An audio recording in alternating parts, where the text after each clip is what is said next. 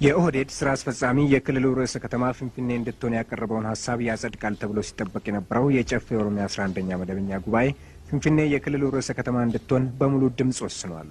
የጨፌ ኦሮሚያ መቀመጫ በጉባኤተኞች ሰፊ ጊዜ በመስጠት ውይይት ተካሂዶበታል። አማራጮቹ አዳማና ፍንፍኔ ሲሆኑ ተሳታፊዎቹ ፍንፍኔ የጨፌ መቀመጫም ጭምር እንድትሆን ከስምምነት ላይ ደርሷል። አጀንዳው የአባላቱ የሞቀ ተሳትፎ የታየበት ነበር።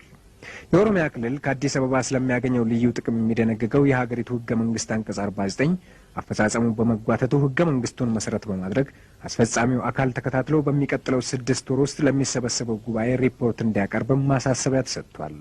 11ኛው የጨፌ ኦሮሚያ ጉባኤ የክልሉን ርዕሰ ከተማ አዳማ እንዲሆን በ1994 ተሻሻለውንና አሁን ደግሞ ፍንፍኔ እንዲሆን የተወሰነውን አንቀጽ ማሻሻያ ጨምሮ በሌሎች አዋጆች ላይ ተወያይቶ አጽድቋል። ለ1997 ዓ.ም 201 ሚሊዮን 356 ሺህ ተጨማሪ በጀትና ለ1998 3 ቢሊዮን 116 ሚሊዮን 773 ሺህ ብር በጀት አጽድቋል። ላለፉት ዓመታት በህዝብ ተወካይነት ሲሰሩ ለቆዩ አባላቱም የምስክር ወረቀት በመስጠት ጉባኤው ተጠናቋል።